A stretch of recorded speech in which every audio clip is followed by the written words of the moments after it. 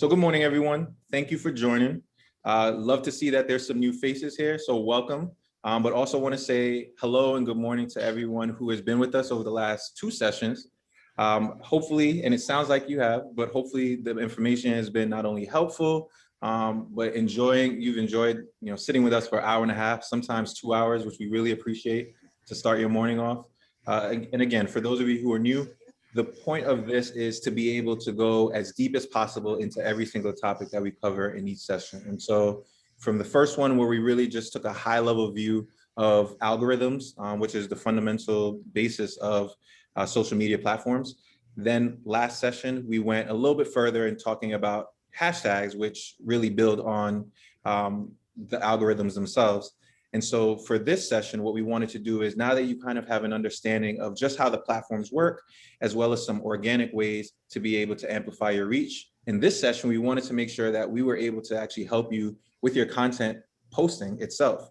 So obviously, these social media platforms, while they're great to consume information as business owners, it's also important for us to be able to have our voice and our tone come through in a very tight and concise fashion with our posting. And so what we want to be able to do with this session is really provide you the strategic ways to be able to amplify not only the performance of your posts, so whether it's the engagement, the viewership, but also to help you to really be able to tighten and create a narrative for yourself in your respective businesses, knowing that we're covering so many different industries.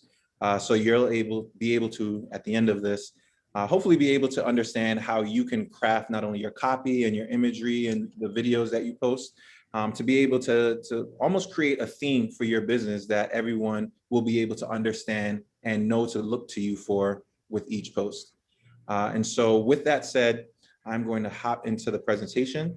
So one thing I do want to note is that for those of you who are new, I'm unable to see any questions in real time, but my partner Donald will be able to address in real time any questions, or even let me know if I need to stop. But there will be a Q&A session at the end. Again, we're going to try to get through the material itself as quickly as possible. But if for any reason you want us to just stop really quickly, go over something, answer something really quickly, feel free to let us know in the chat. And I'm also going to make sure that I just stop periodically to make sure that everyone understands.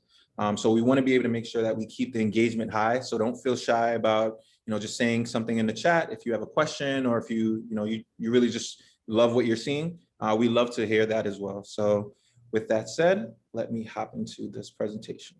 Just going to go over some quick rules for the road. As Nicola has mentioned, all these materials will be sent to you after, so don't feel that you have to take furious notes to be able to make sure that you get everything. We do want to make sure that we're not going too fast, or everything is as comprehensive as possible. But again, you will be receiving the materials, and there will also be a replay of this exact session that'll be available for you on YouTube. So you'll be able to have this material to be used in your day-to-day. But again, just want to make sure that everyone understands that you will be able to get this information afterwards. We do ask, however, that everyone keep their mics muted. So if your mic isn't muted right now, just ask that you can do so now. You can use the chat box in real time, but if you could just keep the mics muted, that would be helpful. And again, if there are any questions that you may have in real time, as I mentioned, just drop them in the chat box. And then finally, we're going to provide a survey, which I'll actually just drop the link in here now, just so everyone has it. Feel free to use this afterwards, but this is just a survey that is helpful for us as we create the overall curriculum, to be able to make sure that we're able to adjust in real time to actually meet the needs that we have. And so with that said, let's hop into the next slide. All right, so to start off, just want to get almost a quick temperature check. So what do you think? True or false? Posting content on your social media platforms is all about uploading quality pictures and videos. So everyone in the chat box, if you could just drop what you think, let me know. Okay, see a bunch of falses. Okay, so everyone, seems like the consensus is that it's false. And that is correct. I was almost gonna say true. But yes, so posting content, while high quality imagery and videos and really tight copy is super important, but it's not the end all be all. It is not what it's all about. And really, there's a lot of strategy involved. And so that's what we're going to talk about today, because while you may have the most beautiful imagery, high quality, even videos, your copy is on point. Some of you may have seen that having that alone doesn't necessarily mean that your posts are going to perform well, or that they're even going to be well received by your audience. And so what we want to be able to do across this presentation is to be able to help you to be able to understand how to strategically approach your planning for your content, to be able to make sure that not only will it be effective, but also be meaningful and impactful for the audience that you're looking to reach. And so if we go on to the next slide, again, our suggestion is that before you ever post, that you actually strategize. So that's what we're going to be talking about. And so if we actually go to the next slide, first and foremost, before you ever post anything, and that's not to say that anything that you've posted in the past is wrong, what we want to be able to help you do is moving forward to be more effective. And so if you haven't before, I would highly suggest that before you post anything moving forward, you just try to establish some kind of clear goals. And that's because as a business owner, the way you approach your social media is going to be very different from the way that you would as just a regular consumer. We don't want you to overthink it. And social media at its core is all about emotion. It's about fun. It's about making you feel something. But as a business owner, our approach should be a little bit different, because the goals that you define for your content strategy and the amount of time that you actually put into actually setting it up is going to dictate the success of your campaigns. And so if we move forward to the next slide, here's just a few common goals that we have as business owners. Again, at the end of the day, you primarily are going to want to be able to drive sales, right? Regardless of if you're a restaurant, you want to get someone into your restaurant to be able to patron your business, whether you're in retail, whether you're in the service industry, more than likely your goals as a business are going to be reflected on this slide.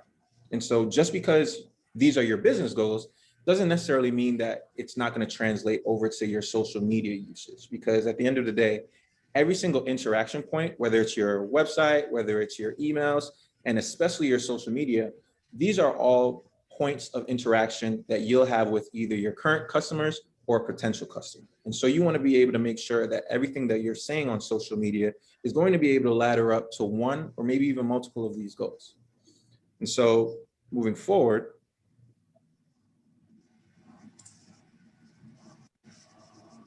the key here is to be as specific as possible with your goals, because the more tailored they are to what you're trying to accomplish. So for example, if you're just trying to reach as many people as possible, making sure that your actual post is set up in a way to allow you to have the most success doing so, that is going to be the most effective way to be able to help you achieve those goals. So here's just two examples. So for example, if you're trying to increase brand awareness, as I mentioned, a way that you could approach your content is to create an authentic connection through the content that you're creating. So you want to be able to make sure that someone who is a potential customer or even someone who currently follows you, they want to be able to have some kind of connection to you. So you want to make sure that your personality and your values are shining through, because at the end of the day, that's going to increase your awareness, because now people are going to feel like they actually understand who you are as a business. They're going to understand what you're about. And so with that, they're going to be more likely then to be able to and want to actually shop with you, visit your business, or potentially use your service. On the other end, your goal could be generating leads and sales. And again, for a lot of us, that is the end goal. But in order to do so, the way that you're going to approach a piece of content is going to look very differently than if you're just trying to generate broad awareness. Because here, you may want to have, a new product, or you may even want to tout the value of an existing product. And the way that that post is going to look, whether from the copy to the image that you're going to use, even to the hashtags that you're going to use, all of that is going to look very different. And so again, you can have a primary, a secondary, even a tertiary goal, but understand that with each post that you put out into the ether, you want to be able to make sure that you've put the right amount of thought, not overthinking, but the right amount of thought into what am I trying to accomplish with this goal? With this post? Because the reality is, if you just put a post out there just to do so, if you're just, if it's a hot trend, if everyone is doing it, it doesn't necessarily mean that's going to be effective for you. And there's a possibility also that you could even turn off a potential customer because you're being inauthentic to your business. And so the one thing here is just to make sure you understand that whatever your goal is, just make sure that with every time you're about to post, you take a step back and think, what am I trying to accomplish with this post? So if we move forward to the next slide.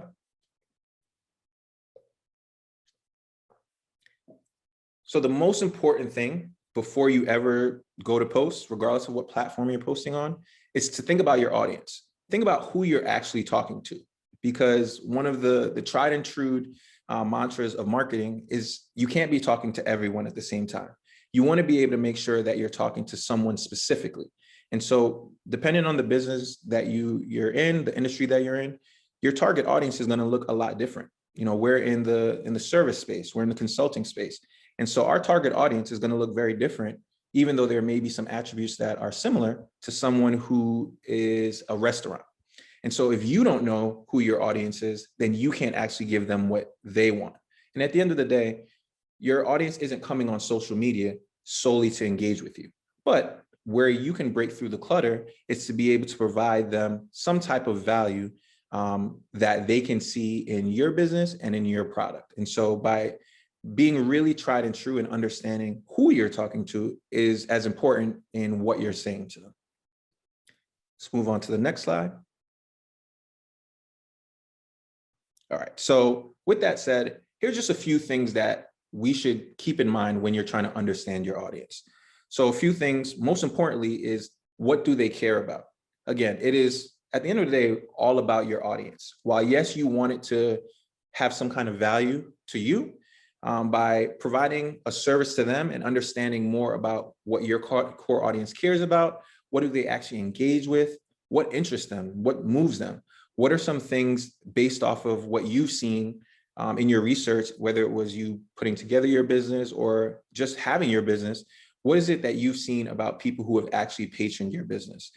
Because believe it or not, there's a lot of learnings in that can help you understand how to actually speak to that person on social media. Because at the end of the day, we consume so much content on social and it's very hard to break through, but there's a lot of data points that show some kind of consistency as it relates to the type of content that people actually engage with. So if you remember in the previous sessions, we talked about views versus engagement. And for those of you who are new, the number one currency for us on social media is always going to be engagement. You want to be able to have someone take some kind of an action on the platform, because that is going to be a proxy for them taking that kind of action towards your business. And so I would challenge you to take some time to think about what your audience actually cares about and do some digging into understanding why do they consume the type of content that they do? How are they consuming it? Is it that you're seeing, for example, if you are in the fitness space, so let's say that you are a fitness trainer and you have a social media account where you want to be able to provide informative information as well as helpful information to have people live their best and healthiest lives. By understanding why they want to come on social media to be able to see that, it's not all about inspiration. They want to be moved. They want to understand that by engaging with your content, by following your content, they're going to be able to live their best lives based off of a specific post that you're putting together. And so the most important thing here, again, is to just make sure that you do a little bit of the digging to understand more about your audience. And as time goes on, your audience is going to evolve as well. As you're gaining more people into your fold, you also want to be able to understand more about who those new incomers are and what is it that you can add to your audience profile as time goes on. So if we move on to the next slide.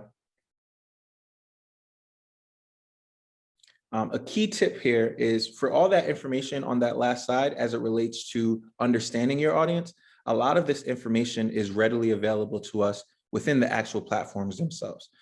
So for those of you who were with us last time, we did a quick deep dive into Instagram. So for example, as a business page, you have the ability to be able to actually see the insights of those who are posting with you. So that's a huge advantage over just having a regular consumer page on Instagram or Facebook or any of the platforms. Because as a business, each of these platforms understands that in order for you to be effective, you need to understand more about what you're actually doing right, potentially doing wrong, and how you can tweak it to improve over time.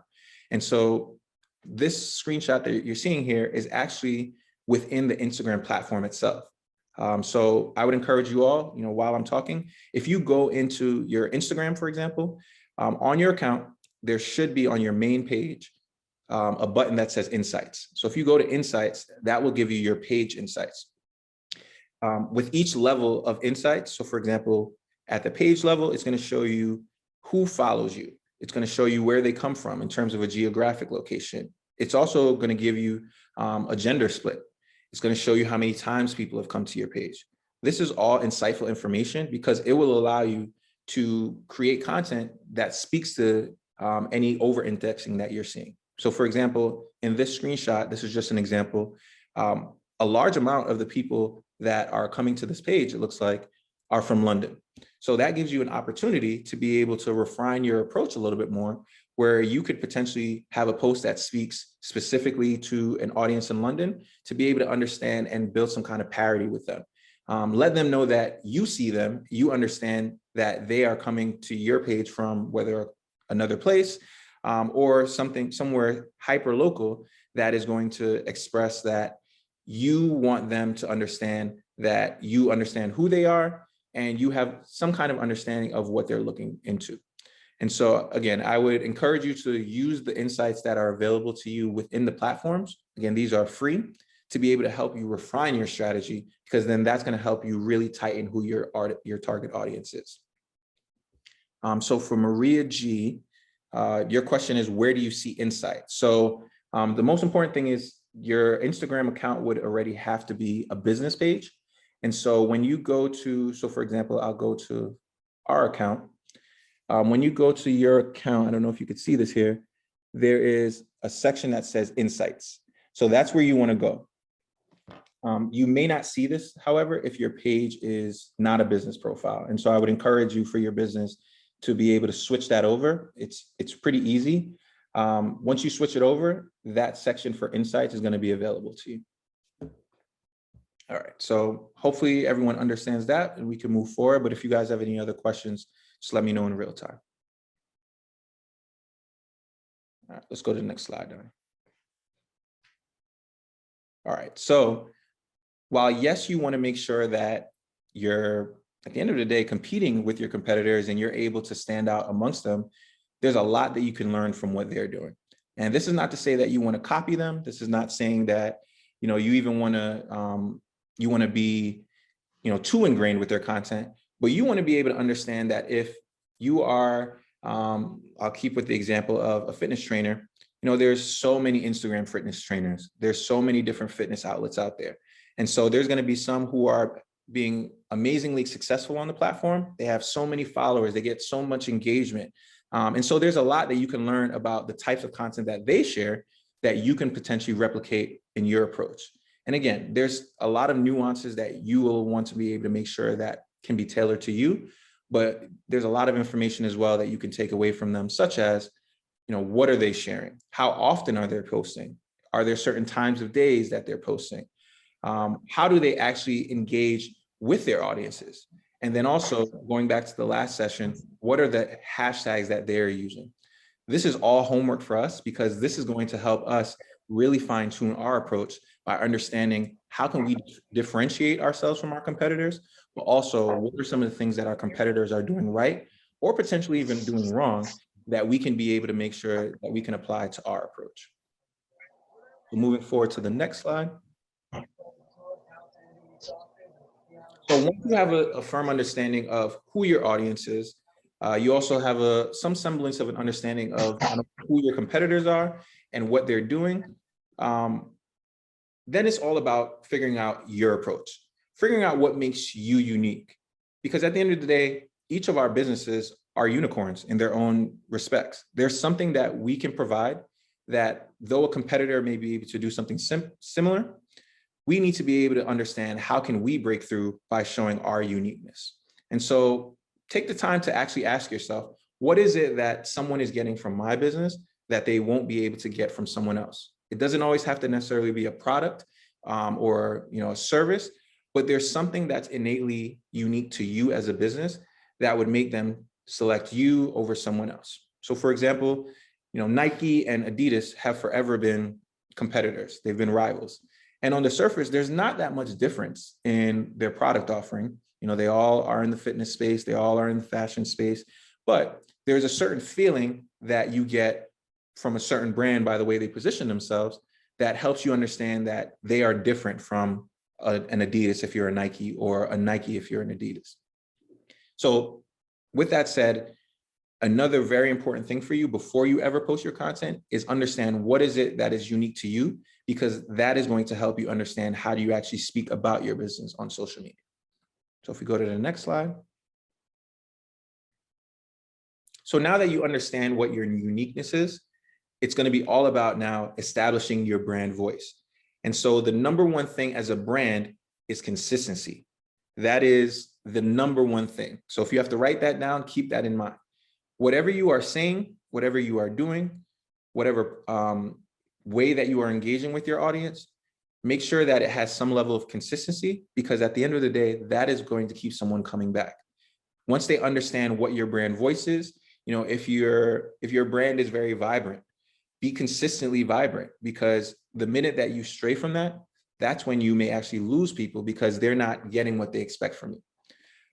So once you understand your uniqueness, you really want to be able to make sure that you can create some kind of a brand voice, but something that's authentic. Don't feel like you have to sound like your competitors just because you see that they're having success, because what really is going to pay off in the long term for you is that consistency in being true to who you are as a business.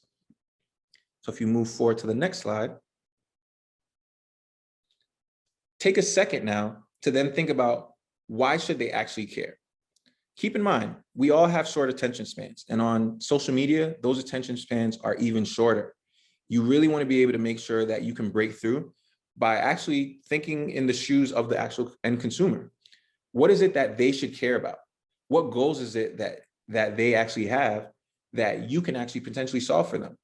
Because at the end of the day, while yes, you may luck up and someone may just like your post because they like the picture or they like the content, the reality is what's going to keep them coming back is that you're providing or even solving a problem for them that they may have.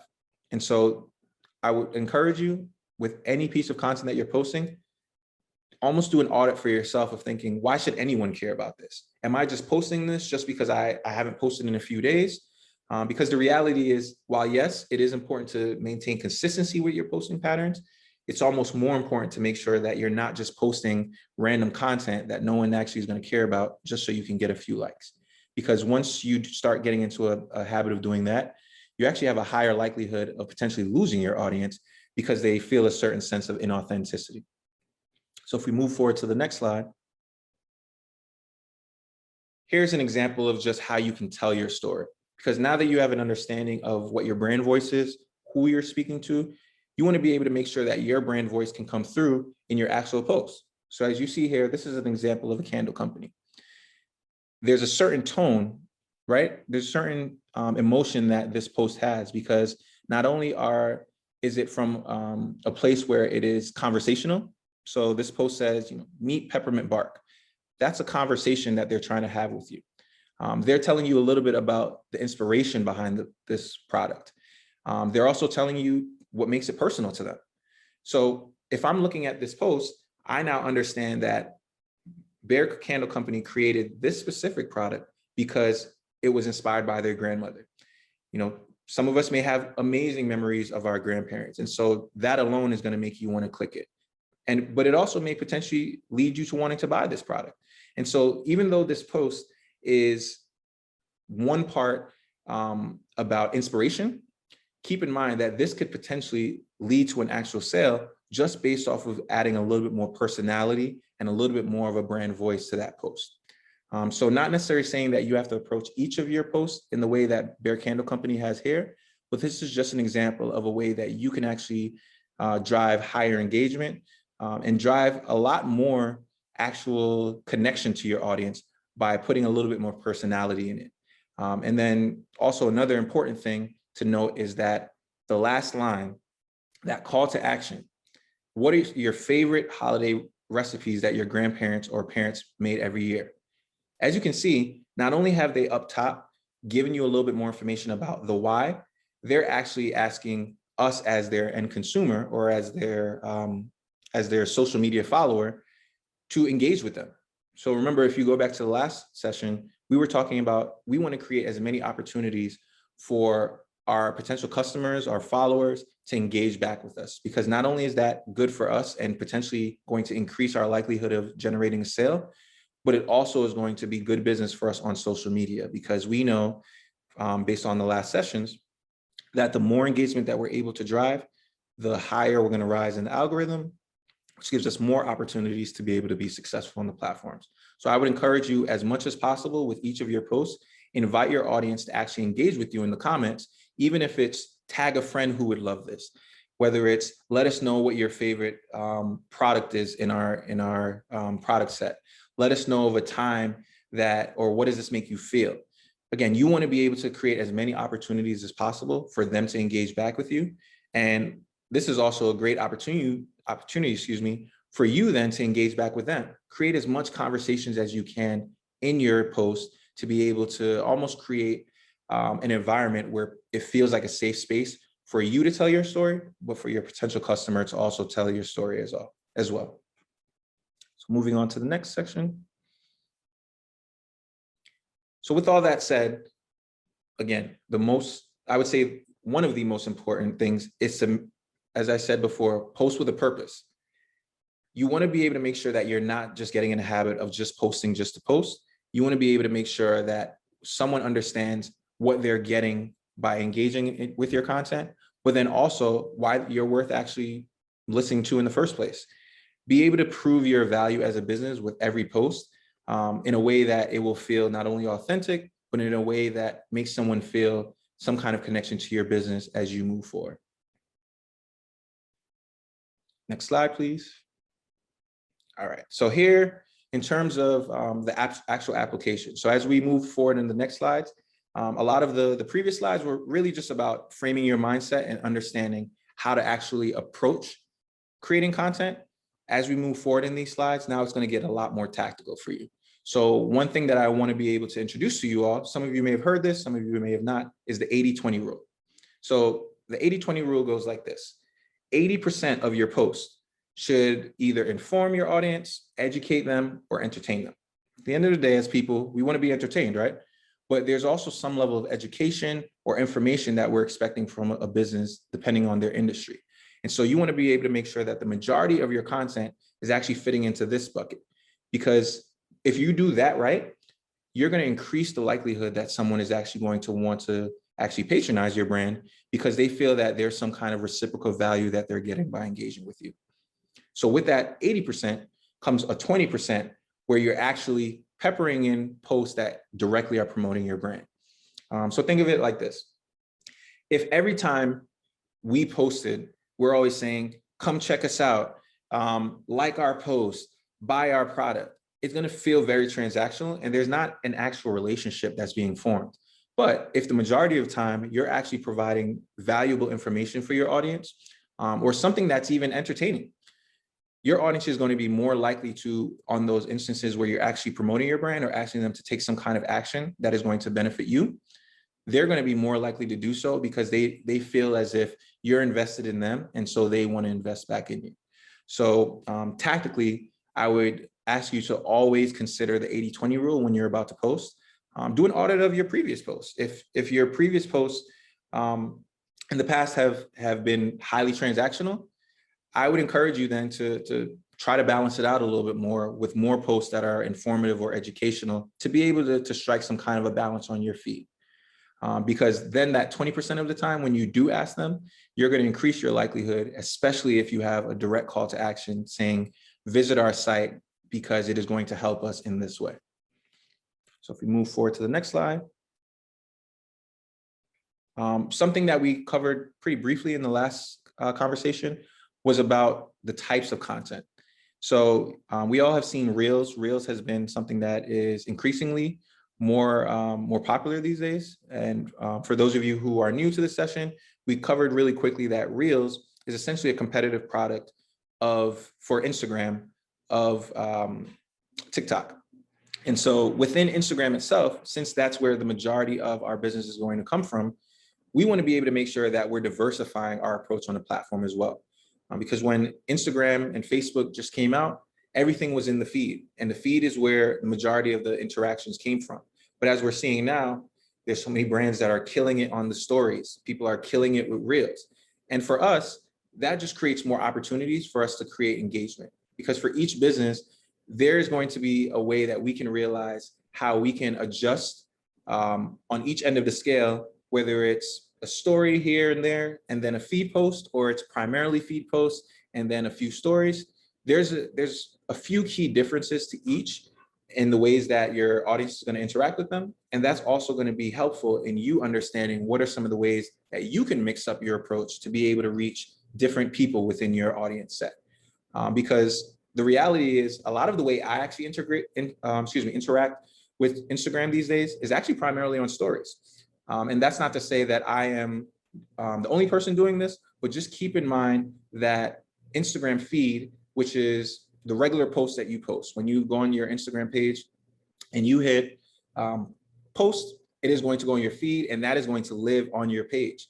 But your Instagram stories, those are only going to live for a 24-hour period. And for those of you who were with us last time, and you remember we talked about highlights. Story highlights is a way for you to aggregate your stories. But the reality is that in real time, you have 24 hours to be able to really strike that emotion and drive engagement. And so as you see here, when you're going to post, just keep in mind the differences of each, because that will be able to help you understand how you can adjust your approach based off of whatever your specific need is. Sorry, I just saw a question come up. Okay, so a question was, can you clarify the difference between Reels and stories? Absolutely.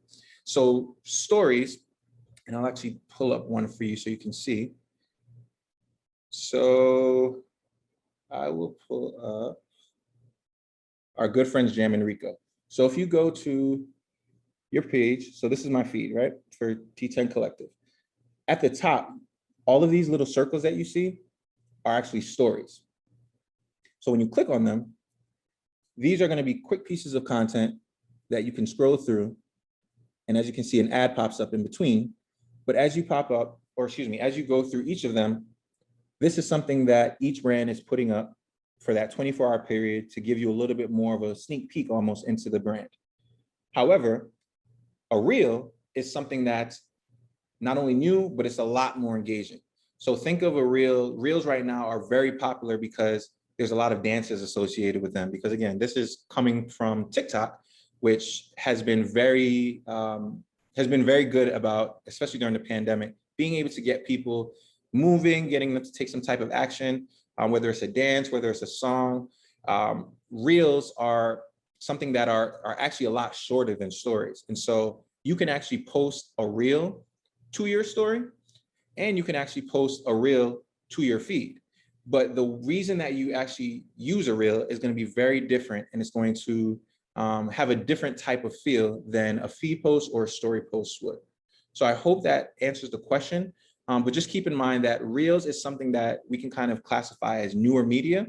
And so something that I would encourage you to look at how your competitors are using it, look at some of the engagement that they're getting to be able to understand, is Reels even for you? Because going back to what we said earlier in the presentation, you want to be able to make sure that anything that you're posting is relevant to the way that your audience is actually interacting with it.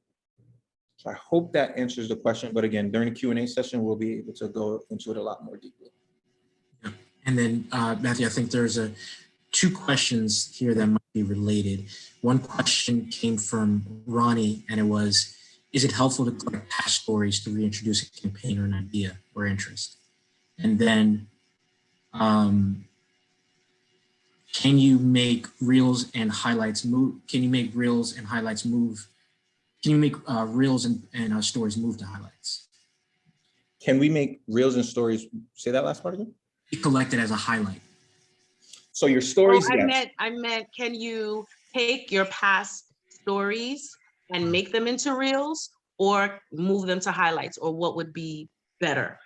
So I would encourage you to actually move them to the highlights. So highlights is a great way, especially if you're able to categorize them. So for example, if you are in the restaurant industry, if you have posted stories that show some kind of a dish, you know, you're showing a dish that is on your Thursday special, or here's your menu, you'll then be able to aggregate all of those into a highlight that can be called our dishes or something like that.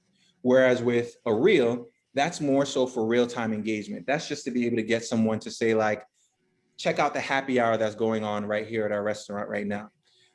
You're not going to aggregate it in the same way, but that's more so something, at least as of right now. And again, these platforms change every day and every week. For right now, it's all about getting that immediate engagement. And they're great at that, but stories have a different use, and even posts have a different use. And so hopefully you guys understand that.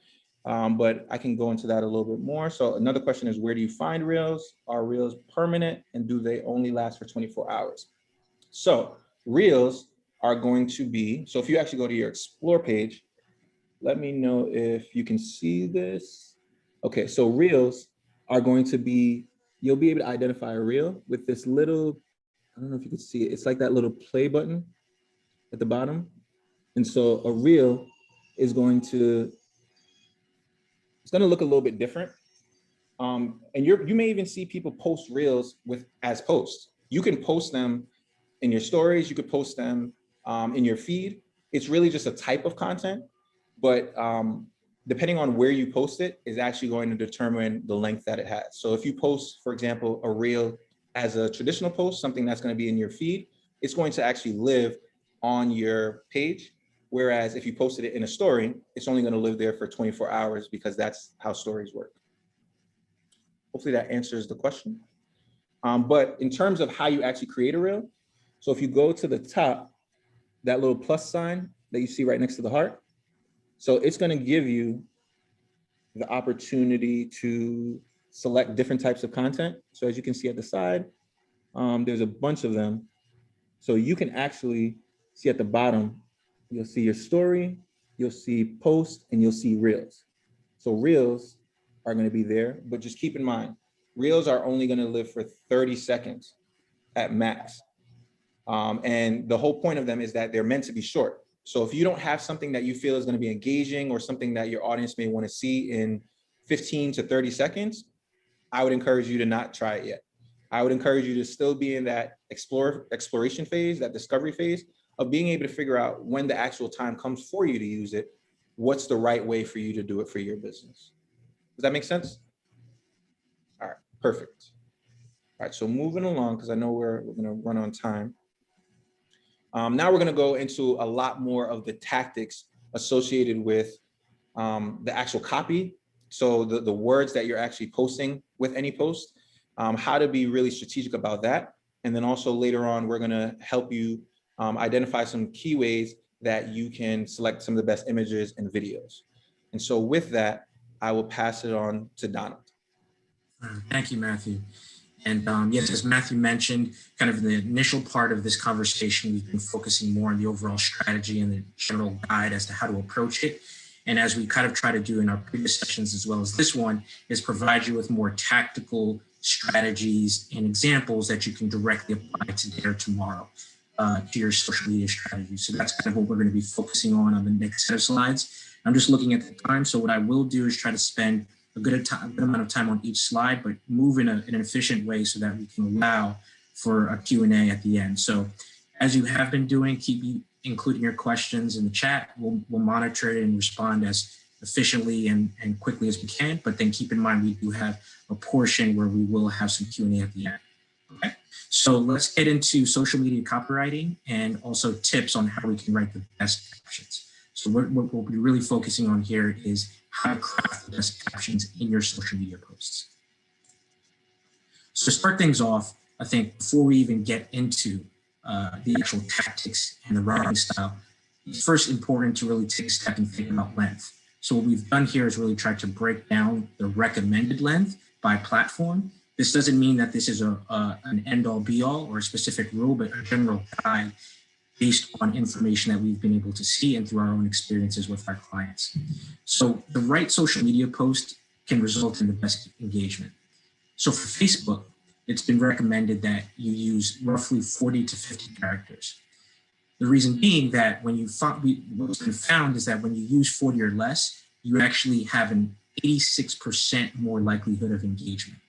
So we do recommend, as you build out your social media strategy and you're actually posting, keep this in mind for Facebook. 40 to 50 characters can result in more engagement.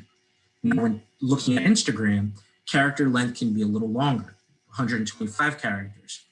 The real general driver behind this amount is that it allows for the entire caption to be displayed within the feed.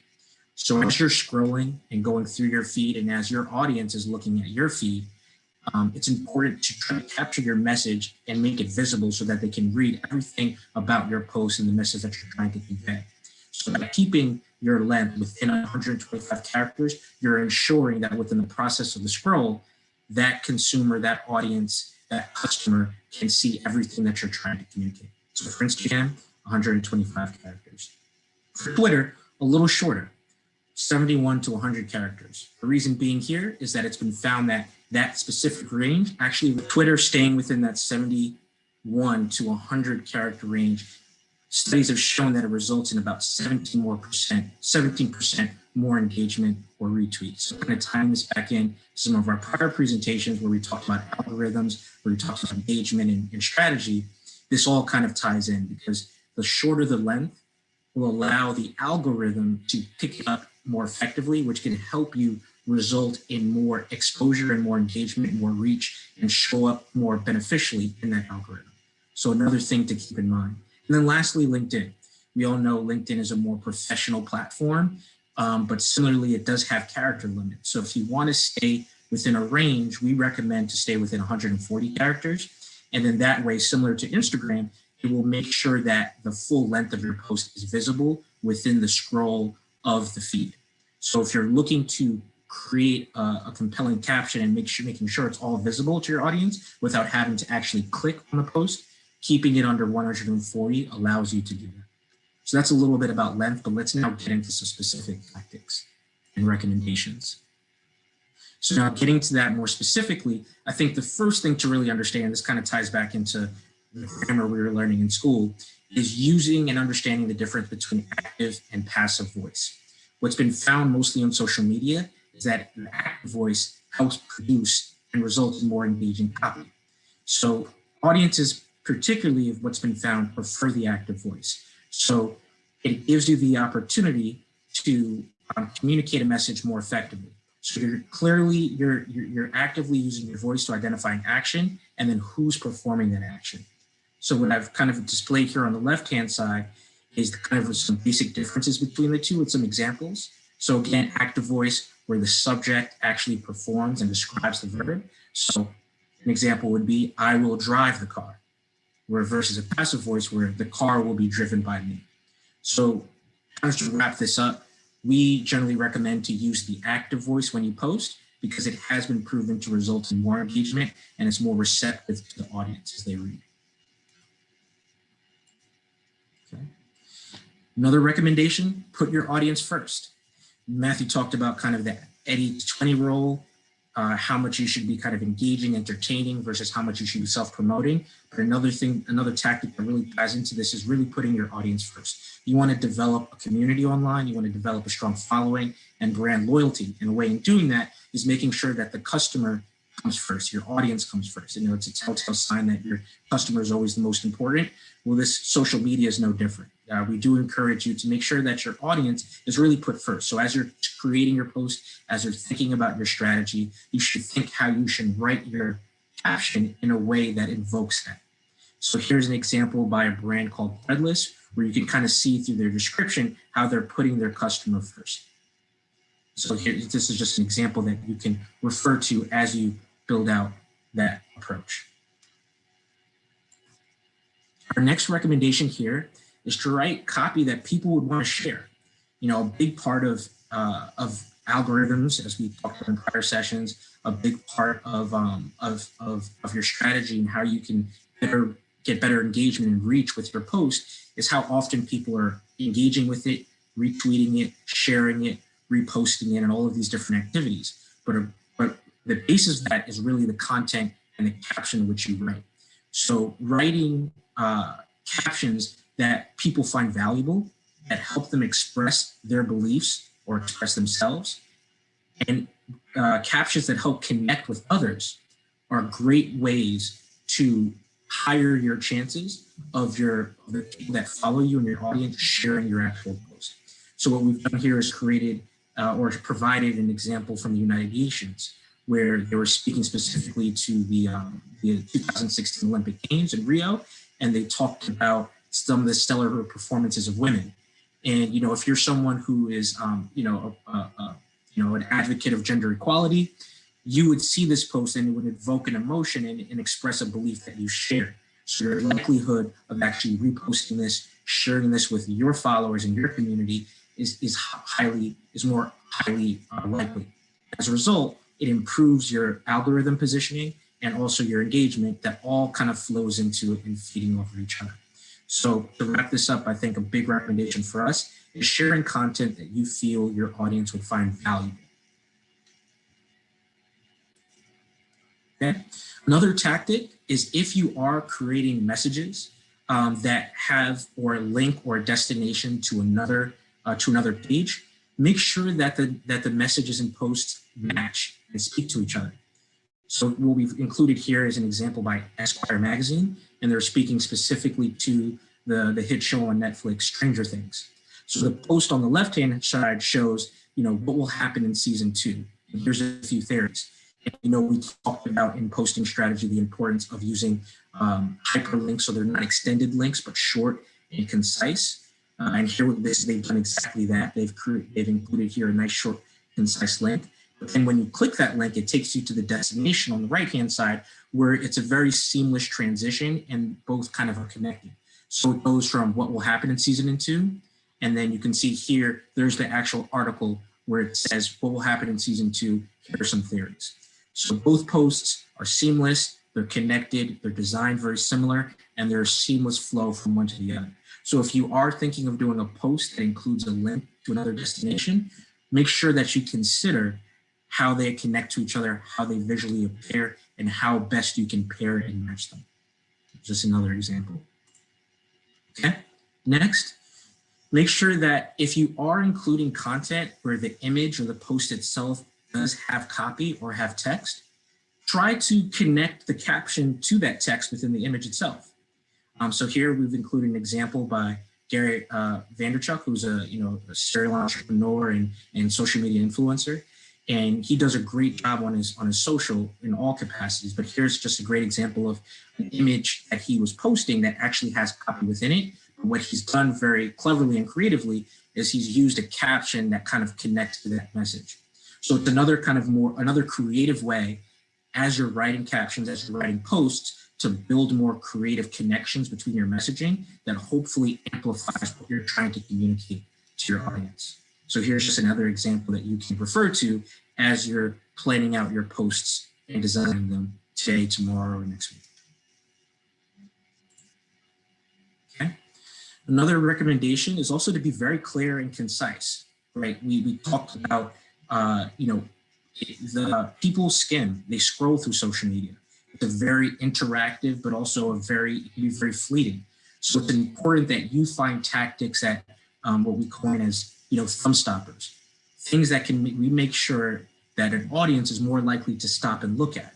And being clear and concise in the way you write your caption is an effective way in giving you a better chance at your audience stopping to actually see and read what you're trying to communicate and what you're posting. So we encourage you to use very short and concise but punchy posts and captions that will hopefully cause your audience to stop and read what you have to say. So what we've included here is an actual post from Grammarly, where you can see here they've said, have you been studying hard or hardly studying? And in very bold and very concise way, they've included an image that has a clear and concise message with a definition. And this kind of all loose backs into their brand because they are a platform that's built around grammar and punctuation. So you can see here, it's a kind of a play on that with the word and the definition. So another kind of great way at being creative in your post, but also leveraging captions that are concise and clear that give you a better chance at your audience stopping to consume, engage, and read what you have to say. And we talked about this earlier about the 80-20 rule again, and the balance of not being too salesy, but speaking and entertaining your audience. But naturally, there's going to be moments when you want to promote, where you want to drive your audience with a call to action to a product or a service that you're trying to sell or amplify. So our general advice here is try to be or avoid being as pushy or overly salesy as possible. So sell people on taking an action, but without directly sounding like you're making a sales pitch. So the top example that we included here from Bandcamp is a way that you can kind of do that. So you know what your life needs, more cowbell. Find out more about that through looking at this merch table. So kind of clever, creative way to create a post, but drive engagement and a call to action to link. So this is a kind of creative way without coming off too salesy or pushy. But of course, there's going to be moments where you have to.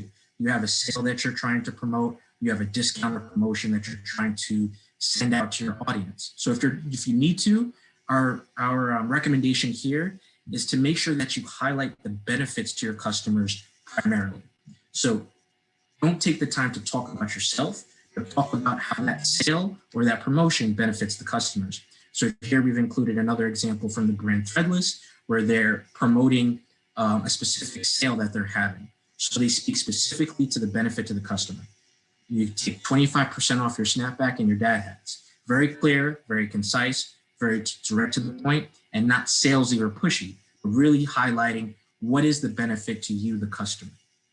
So these are just some general strategies when you have to make that post that is a call to action that is driving to a sale. Try to make sure you're highlighting the benefit to the customer, and when you really need to really drive a sale, make sure you're highlighting how it benefits your audience, your customers. Okay. Another strategy is to invoke curiosity. You want to include copy that makes people want to click, that makes people want to engage. So, it's important that, you create and generate that level of curiosity in your post. So here's an example from a large corporation, Caterpillar, where they've included kind of a more catchy phrase with a link. Going back into other examples and other things we've talked about in another session, but the importance of a nice short link that can fit in your caption, can fit in your character length. This is another example of how they've kind of all within one post. But what's important too is if you are including a link, you don't necessarily have to provide a lengthy paragraph or description in your caption. If you have a link, you can simply create a catchy phrase that draws them to that and allow them to click the link, which includes more engagement and better positioning in the algorithm. And once they click that link, all that information that they're looking for about the actual story you're trying to promote is there. So you don't have to necessarily write a paragraph inside the caption itself, because of course we want to, again, be conscious of the characters, right? So here is a post that is completely visible within your scroll, gives you information, but at the same time entices you to want to click. That way you're feeding and capturing all of those specific tactics while also driving engagement. Okay, so a lot of the examples that we've walked through were more general. So they weren't specific to a platform, but universally they could be applied across all platforms and be leveraged as a way to manage your social media and write great captions across all platforms.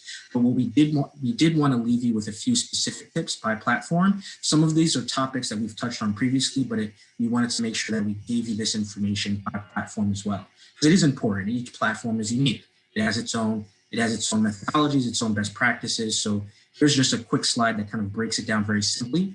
For Instagram, making sure, as we talked about previously, aligning your copy between your image and your post.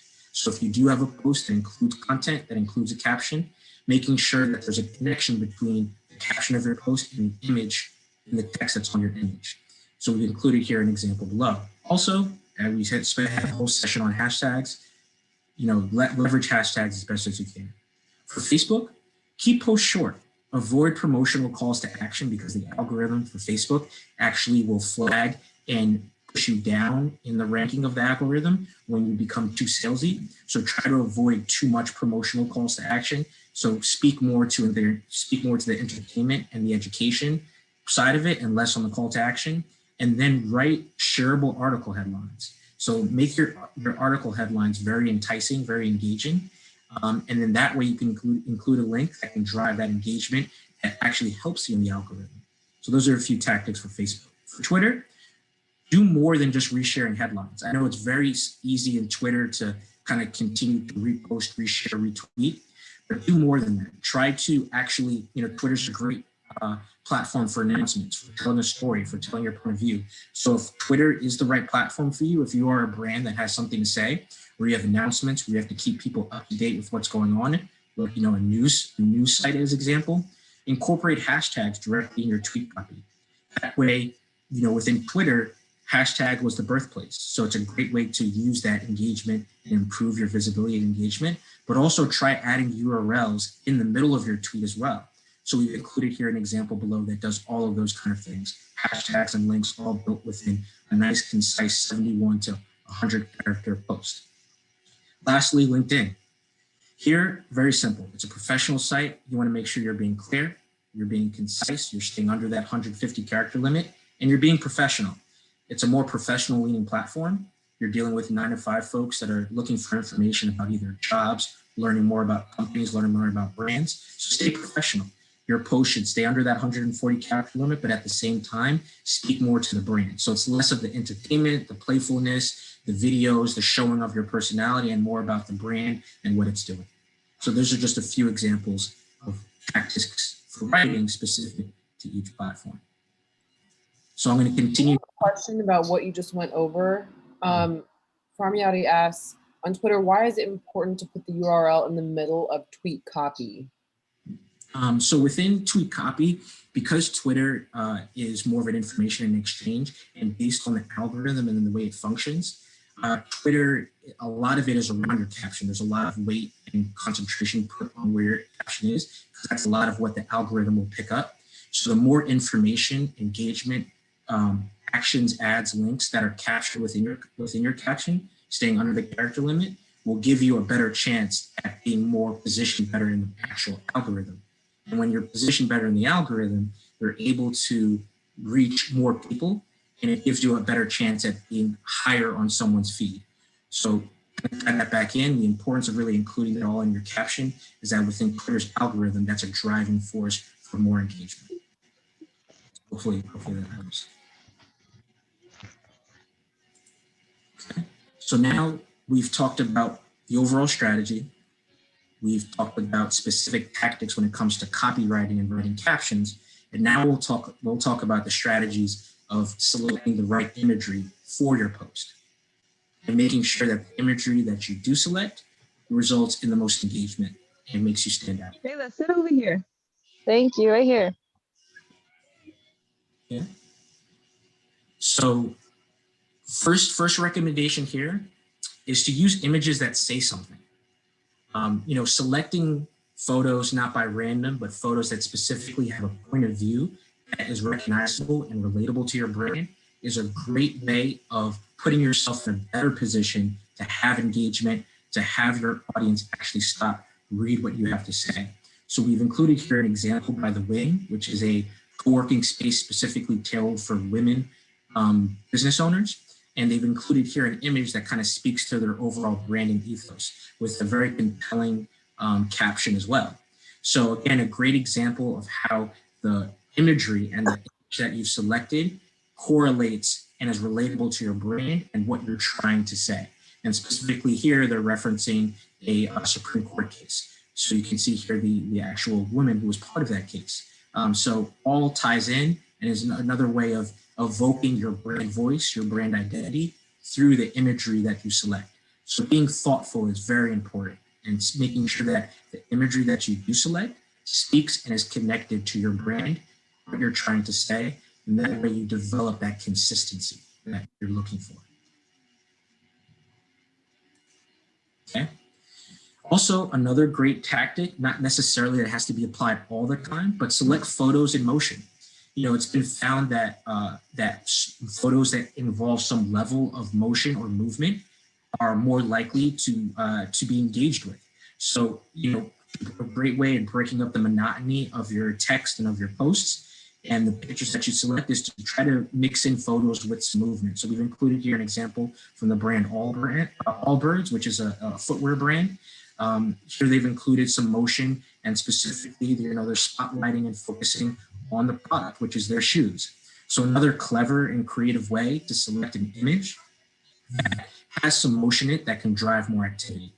So, another way of, again, evoking engagement and including some creativity and also breaking the monotony. So just another kind of good example. So, another strategy, try to pick every now and then photos that have some motion in it.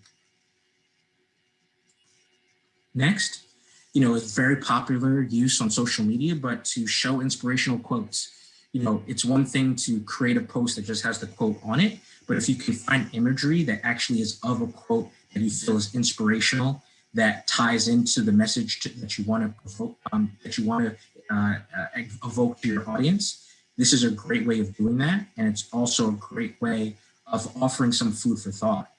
It's very popular to do a Monday motivational post. So you might want to consider next Monday, find an image online that includes, like this one here, a quote that kind of connects to the message that you're trying to convey. And including that in your post is a great way of doing that. So just another tactic, another example that you can hopefully apply to your strategy the next time you want to look for an inspirational quote. All right. Another tactic is to offer information. A great way of doing imagery within your post is to include informational imagery, whether it be charts, graphics, infographics, screenshots. Again, if you are an organization that is specific to an industry, highlighting industry statistics that might be beneficial to your audience is a great way of doing that. Also, the imagery beneath it, it's great to show screenshots. So this is a post from WeWork. So they're, of course, a co-working space. So if you have a screenshot of someone in your community that's part of your co-working space, it's a great way of including screenshots as well. So not only just picking imagery that might evoke an emotion or might have a great color palette, but imagery of screenshots that's informational, whether it be folks within your member base or charts, graphics, another strategy that you can leverage. That's a great way in driving engagement and also providing some level of variety in your post style. So just another example of an image. Okay. And, there's a lot of psychology that comes into play with photos, with social media in general, with what causes someone to stop when they're scrolling. And, what's recommended and what studies have shown is that colors play a significant part in that. You can even go on Google and search, best colors to use by platform. And you'll see that there's reputable organizations that provide specific advice on what colors to use that are by platform that are more likely for your audience to stop and engage with your post. So as you're posting and as you're selecting photos, I would really keep in mind what imagery has great color that creates the pop that will make your image on the scroll and on the feed stand out. You want it because that's the name of the game. It's really figuring out how you can create an image that causes your audience and your followers to stop and engage specifically with your post versus just skimming through. And bold imagery and colors are a great way at causing that audience to stop and look. So we've included here an example of a child eating an ice cream cone, and you have some very strong colors in the background that can play a role in you developing more engagement. So if you're an ice cream brand or if you're a food brand, having colors behind someone eating is a great example or way of photos that can develop or lead to more engagement. I'm just conscious of time here, so I'll keep going. So just another tip. We've talked about captions. We talked about copywriting, writing the best captions and the lengths and how to make sure that the language that you are using results in more engagement for your audience. And then also, after selecting the right language and crafting the right language, using the right imagery in collaboration with that, so that you're also putting yourself in a better position for engagement. But a real tip to bring it all home is that it's great to find a great image, but you have to make sure that it's sized appropriately and optimized for each platform.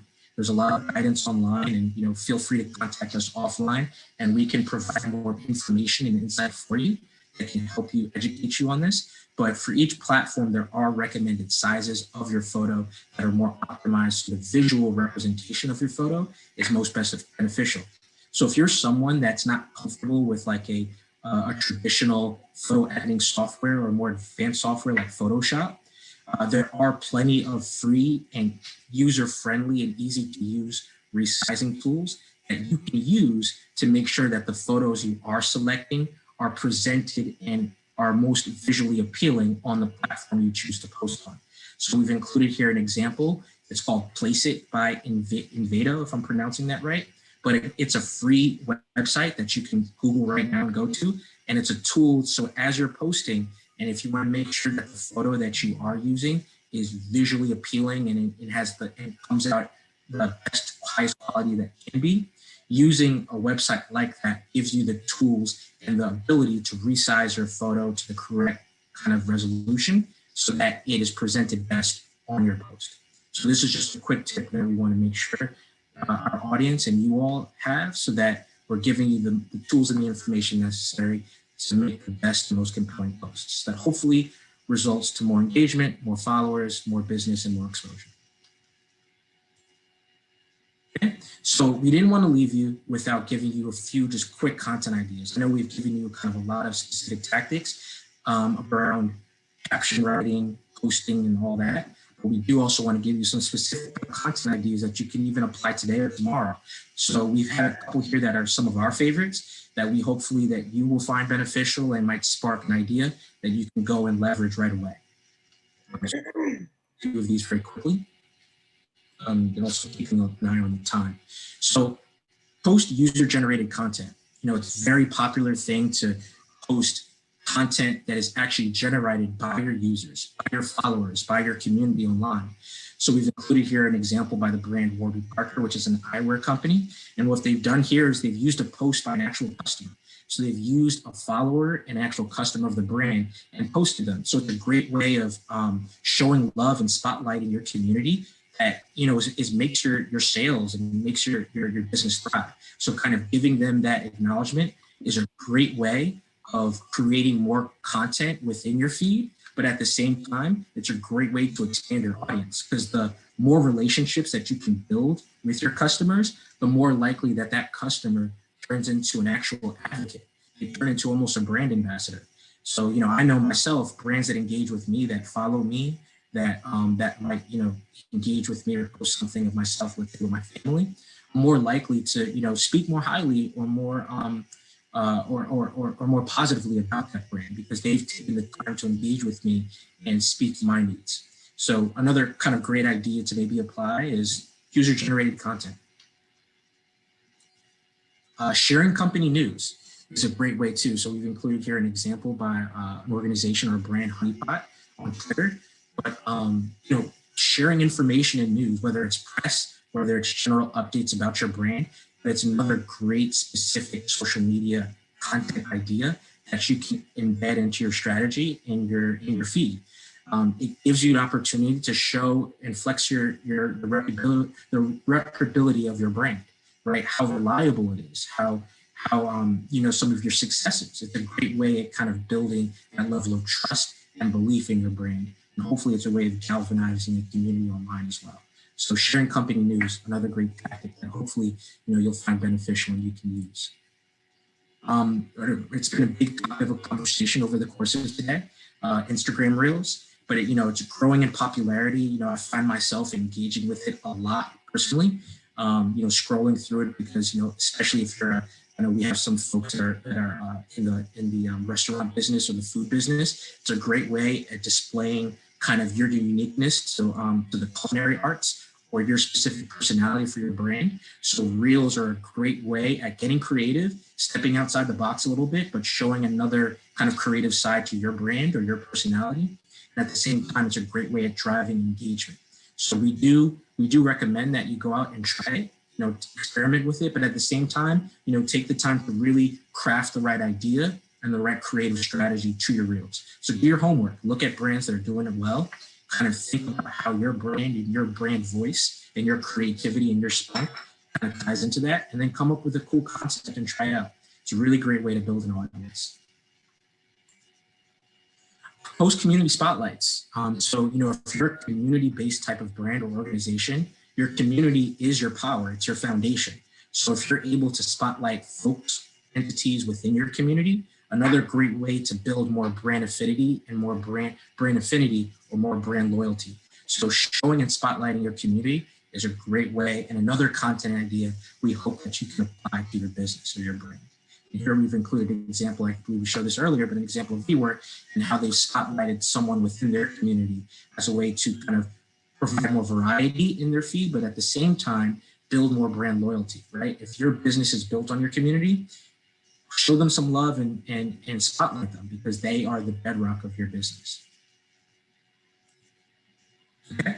And then one thing I personally am a big fan of, but post behind the scenes content. I think, I personally find myself to really fall in love with the stories of brands, the trajectory, the growth, because, you kind of feel like you're a part of it. If you were an early customer of a brand and you've seen them grow and you've seen them scale, you feel like you're part of their journey, and your customers, your audience, will feel the same way. So every now and then it's a great tactic to kind of give them sneak peek of the behind the scenes. What is it like? What is the process behind the brands and the content that you're developing? What is the science behind it? Giving a flashback into how you started your brand and how you maybe were building your first product is a great kind of way to build more storytelling within your feed, but also build that brand affinity, that brand loyalty, because they will be more involved in your journey and your growth, and they'll feel a part of it, right? So another kind of way to kind of build community online. So we do recommend, every now and then, just put some behind the scenes content if you can.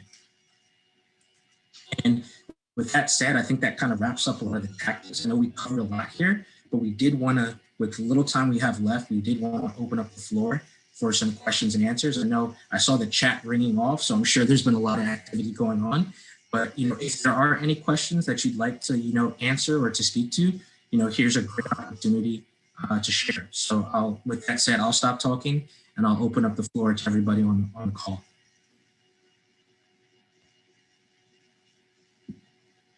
I have a question. Mm-hmm. Maria. Can you see me? I don't know because Yeah, we can see it. Not so good, but okay. My question is this. I have this TV show which is called My Harlem Portraits, and it's about Black excellence in every field. It's a 27-minute show. So I'm not promoting something to sell, but I want people to subscribe. I upload it on YouTube also. And I use Facebook feed and story to promote the YouTube, and I air it every Saturday on Spectrum. And I see that more people watch on my story than on YouTube, on Facebook. But very few subscribe, although it's free. I only have 60 subscribers and I have hundreds of people watching the show. How can I make them understand it's important to click that subscribe button that is free? So that's a great question. So I think the first thing you can do is create a post to let them know to subscribe. So give them that call to action. The fact that you were already able to get 60 subscribers organically just shows the fact that you're creating content that people want to be able to receive regularly, but you also want to kind of give them a direction. So if subscriptions is important to you, let them know in either your stories or in an actual post. If you love this content, be sure to subscribe so that you can receive it regularly. I think sometimes people may have it in the back of their mind that they're going to see your content in real time. But again, you want to be able to put them in a little bit more of a direction to be able to help them, help you help them. if that makes sense. All right. So in addition sounds to good. telling them to subscribe, whether it's in a post or in a story, I would also say add that call to action potentially to your show as well. You say, at the end, you can say, if you enjoy this content, I would encourage you to hit the subscribe button so that I can be able to provide you with this information regularly. That's a very good. I just did it yesterday for the first time. After all this time, I thought, why don't I say that? There you go. That's a very good If there's an idea. action you want them to take, encourage them to do so. Yes. One more thing, and then I don't take up any Yeah, go more ahead. time.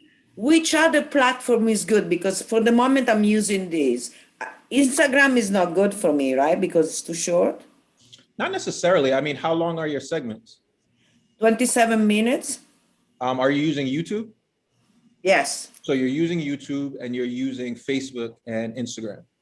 So you can post. Instagram, not yet. So you can use Instagram, but I would encourage you to, if it's possible, to cut your clips into more bite-sized like segments. So if there's a specific segment where you're talking about something, say for like 3 to 5 minutes, Yeah. I would encourage you to shorten it just to that segment.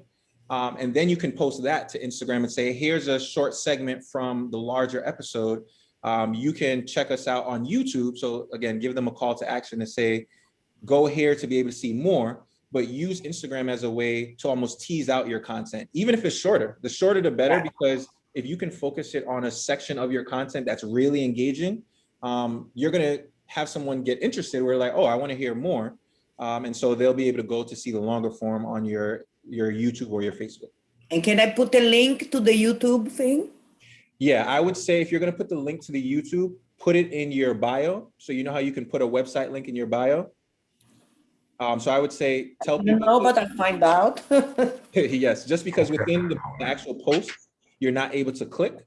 But if you put the link in your actual bio and you tell people on the post, click the link in my bio to go to my page to see more.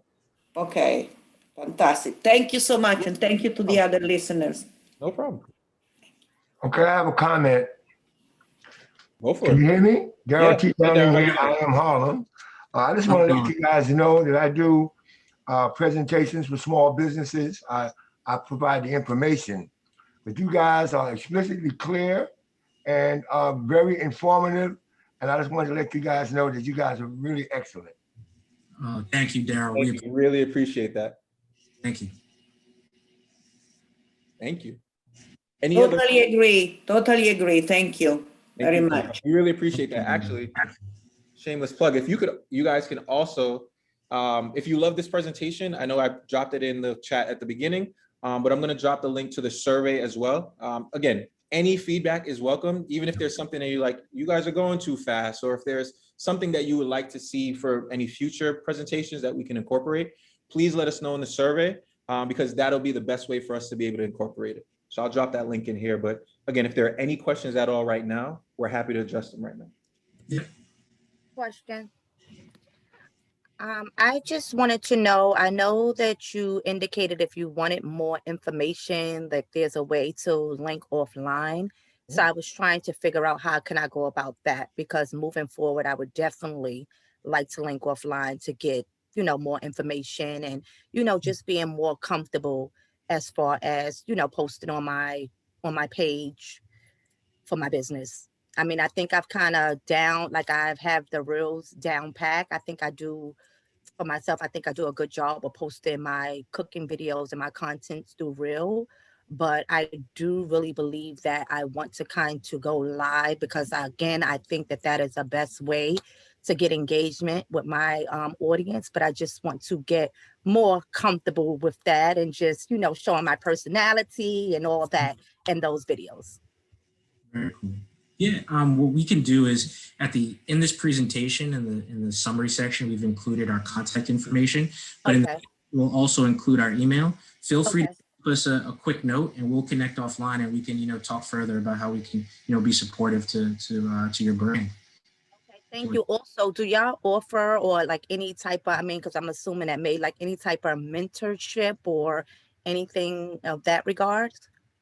We do actually. So yeah, no, that's a great question. So for you and for anybody else out there, we do offer mentorship consultation, and we will be rolling out something at a more enterprise and kind of bigger level later on. So we'll make sure to keep everybody online here and in the community abreast of that. But it'll be an opportunity to kind of tap into just what you're talking about: mentorship, support, advice, things like that. So Okay, thank you. yeah, definitely more to come on that, because we've realized that there's a lot of content here that we could definitely continue to have conversations with. So we're going to try to do that at a larger level for folks. So yeah, we'll reach out and we'll let you know and we'll keep you up to date. I appreciate that because you guys are giving out some great tools and great information. Awesome. Thank you. We appreciate that. I have a question. Yeah. Wondering if you provide, I know you just said you're going to roll out some bigger things, but do you offer your services to individual companies to manage their social media platforms for them? And if so, what is the range of pricing? Okay, so to answer your question, we do.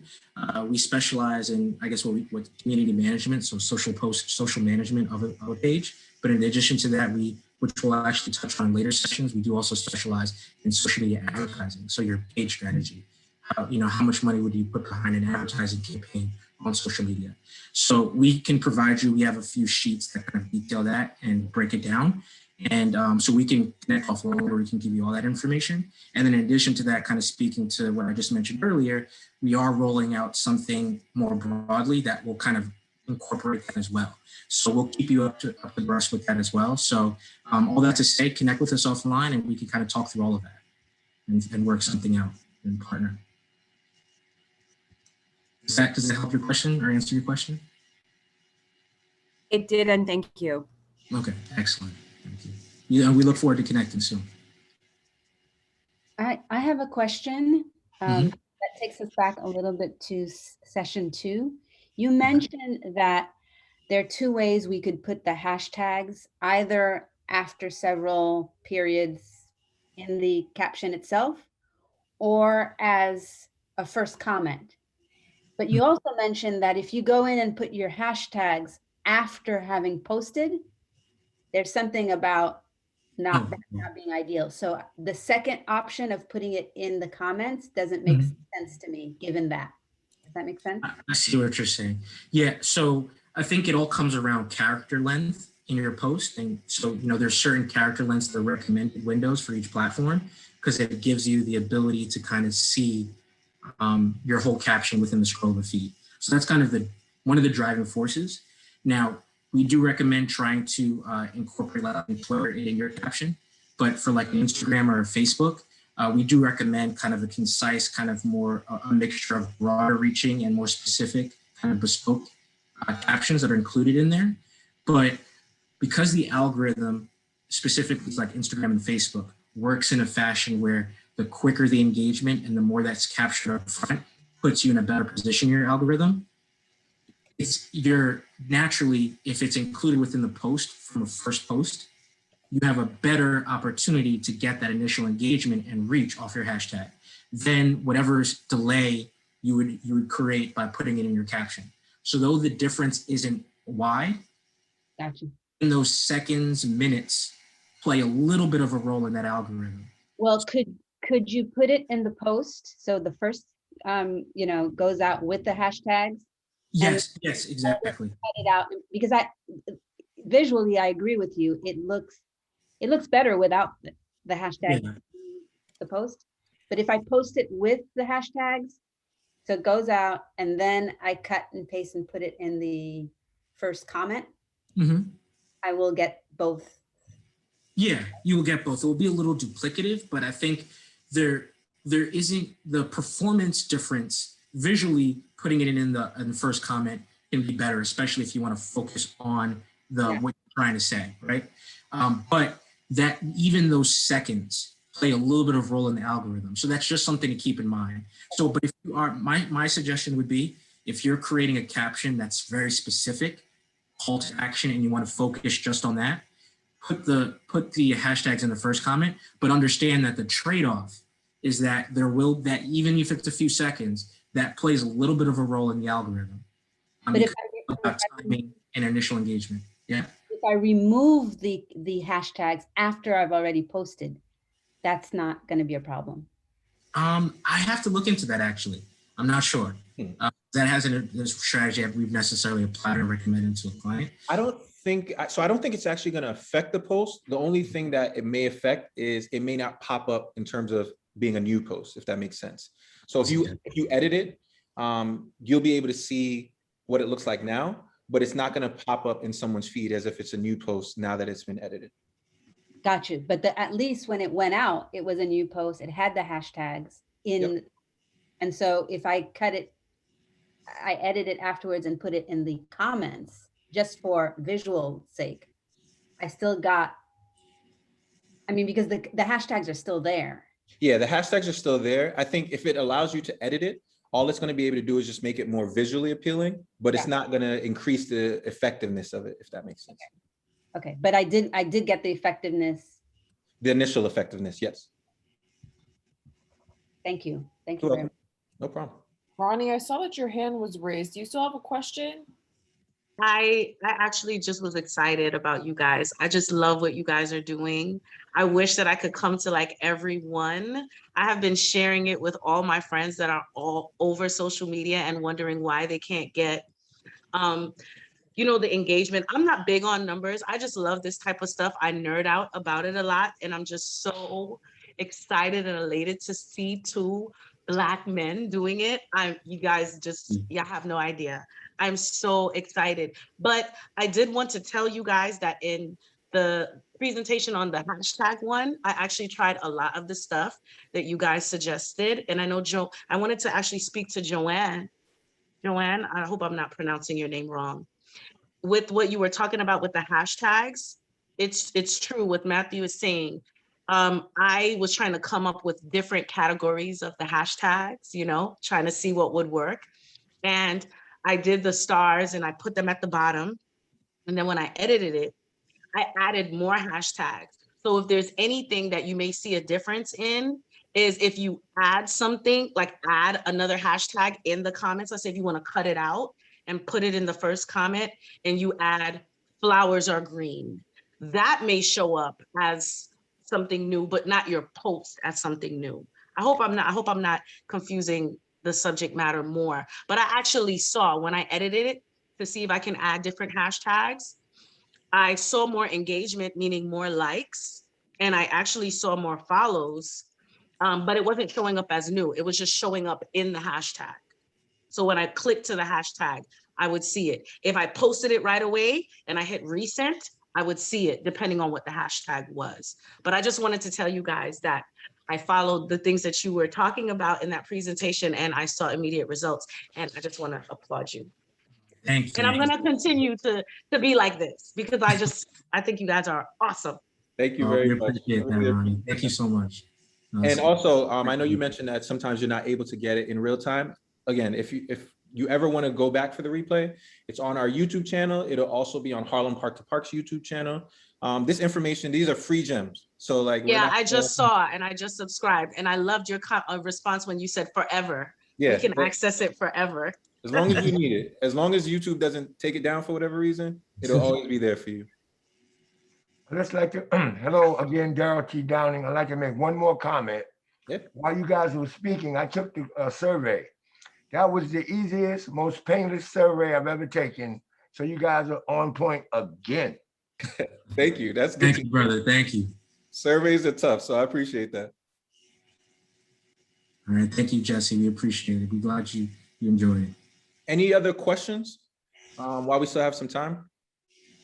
I know we're a few minutes over.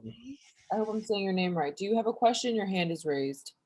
Yes, I wanted to know if you offer like a course for something in terms of new business owners or someone looking to go into business for themselves. We don't offer a specific course, but I think part of this this partnership we have with Park to Park in this overall series will give you a lot of the information necessary to get started in the context of social media. But if you are looking for specific consultation around getting your business up and running, or whether it's expanding it or pivoting it or going in a different direction, we're happy to always connect offline and talk that through. And that's maybe something we could hopefully, do in the future.